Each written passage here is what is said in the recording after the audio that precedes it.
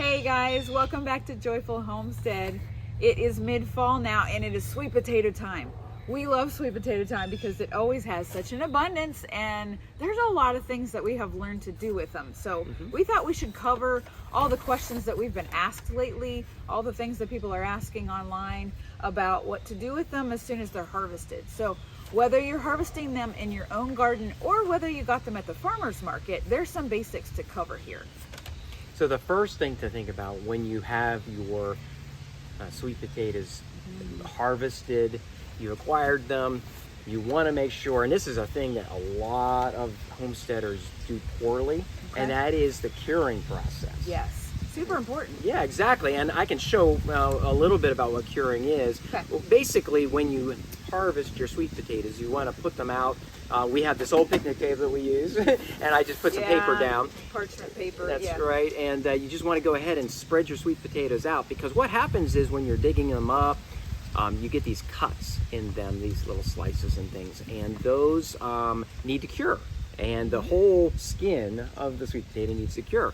This is a cured sweet potato on the ends, and you can see, maybe you can see in the camera there, it looks kind of like a whitish, and that is a good thing. That's not a bad thing. That's not mold or anything. That's actually the sealing up of the skin of the sweet potato. Now, there are some places here where it's not cured yet. So usually about 2 weeks on the table is important for us. Right. And let me throw in that right this minute while we're filming, the sun is not on this table, but this table is sitting in the place that does get the most sun all day right now this time of year. So it'll shortly be in the sun, which is what you want. And the environment, that's a great point. The environment that you need for curing sweet potatoes is like what we have here in the fall, where it's a bit dry. It's not really humid. There's a good amount of sun. Now, you don't want to bake your sweet potatoes, but you want enough sun. And then if it rains or you get heavy dew, you want to just cover. We have a tarp that we go ahead and cover it at night, both for the rain, if the rain comes, and also for the deer, because the deer would love to nibble on these as well. Yes, they would. Okay, so we're going to pretend that 2 weeks has gone by already, and these are fully cured. And we're going to go on to the next step. And this is the first option of what you can do. And we kind of create an environment for how to keep them long term. So tell us about that. Yeah, so I mean, obviously the ideal situation is if you had a root cellar, a real dedicated root cellar. That would be awesome, yes. But we don't. And you can leave the potatoes or really any root vegetables out, and they last for months and months in a root cellar. But what we don't have that. We don't have a basement at all. We don't have a root cellar. Right. Now, we do have an attic that stays cold and cool in the winter months. And so what I have created is kind of my own cold storage or my own root cellar. And really the only components to that are sand and a plastic tub. And then I put the sweet potatoes in that. Yeah. Perfect. Okay, so there are some super important things about the sand itself that I've learned from Dan, even really just that are important to keep it maintained. Yeah, for me it was trial and error, because I've had sweet potatoes go bad and actually go rotten when I haven't done it exactly right. It was trial and error. Yeah, actually, if you use wet sand, that's the worst thing you can do. Yes. I actually go to the big box store and get, this is play sand, believe it or not, and it's very inert, which means that it's dry. It's never, it hasn't been outside for a very long time. You can use leveling sand too, but it's got to be super dry and just super inert, which means it won't interact with the sweet potatoes. Right. And since it's bagged, then it has no little critters in it. That's right. That's important. That's very important.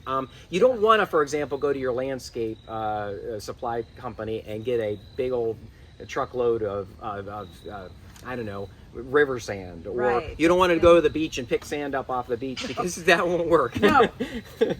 Right. So really it's just a couple of these are 50-pound bags. And I would mention this, when you do this project, you want to do it in place, which means it gets awfully heavy. You have a lot of sand and you have maybe 30 pounds of sweet potatoes, and here's our little container. You see how big that is?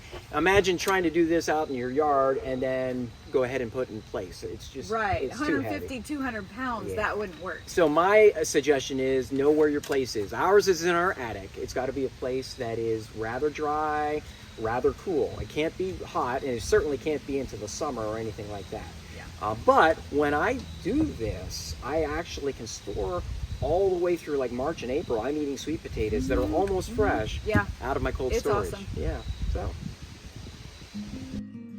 All right, we're in our attic. We've moved the tub, the sand, and the sweet potatoes up here. Remember, I said in place is the best way because it gets really heavy, and you want to make sure you know where you're going to put it to rest for the winter. So we're up here. The temperature right now, late October, it's about 50 degrees or so in here. That's kind of what you want, that and lower, in order to keep these things in cold storage, kind of like a root cellar. Put your first bag of sand in the tub. It's best to put it in the tub, obviously, so that you don't spill any on your floor.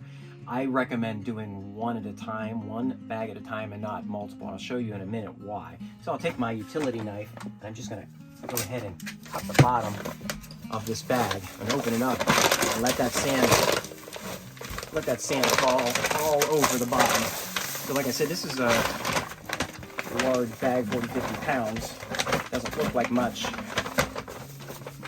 in the bottom of that, but that's how you want to start, and then we'll start placing our sweet potatoes. The next step is to spread the sand out.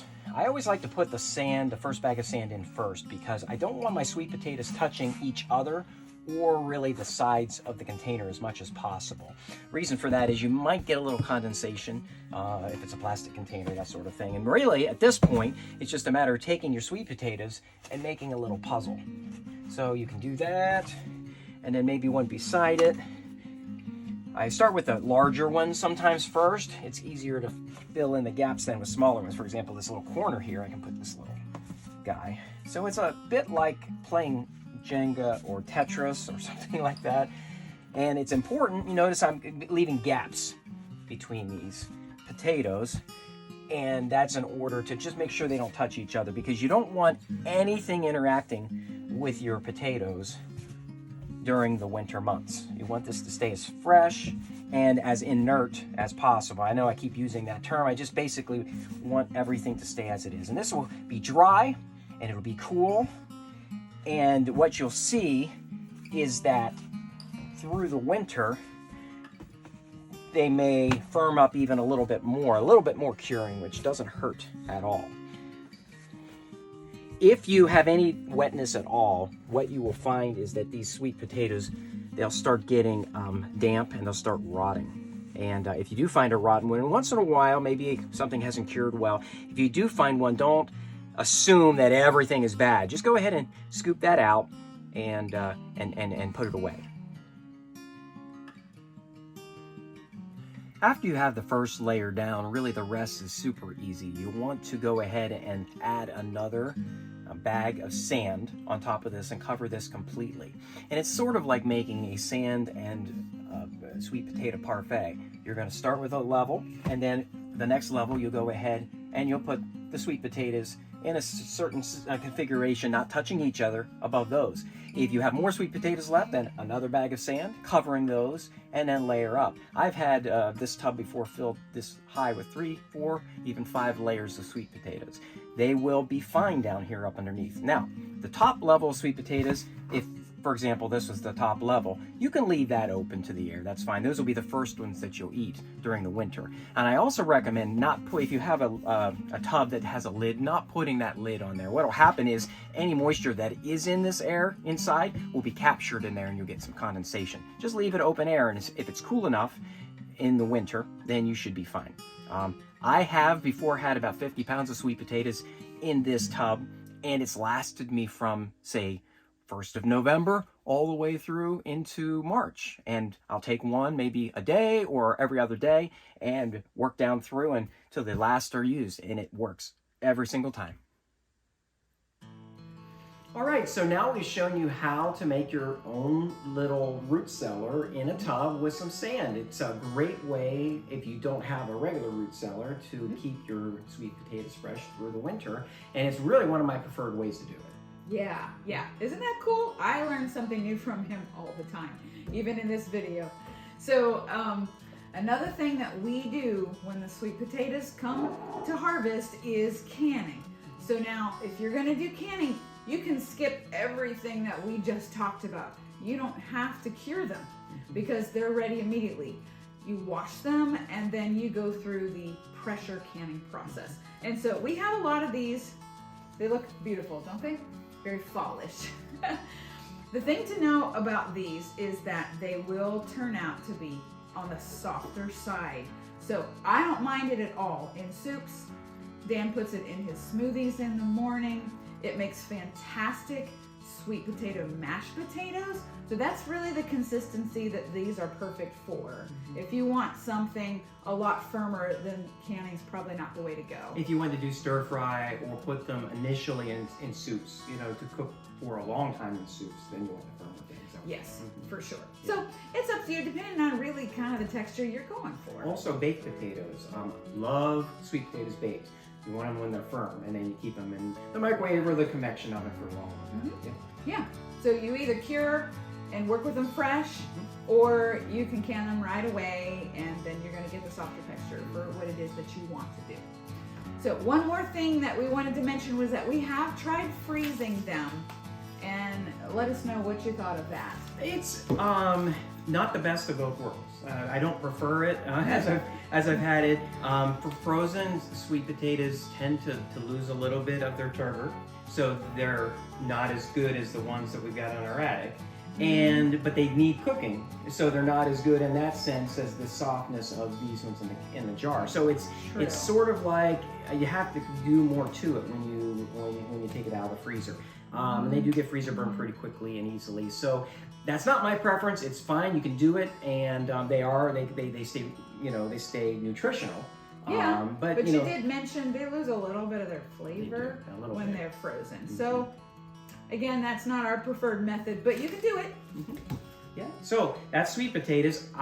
Definitely we want to next year, when we're growing our sweet potatoes, wrap around and show folks how to do the front end of this whole process. But if you already have sweet potatoes and you're just harvesting them out, this video should, and we hopefully that it will help them get with all of the finishing up process, Yeah, the absolutely. harvesting and the preserving of your sweet potatoes. Good luck. So, yeah, have a great day.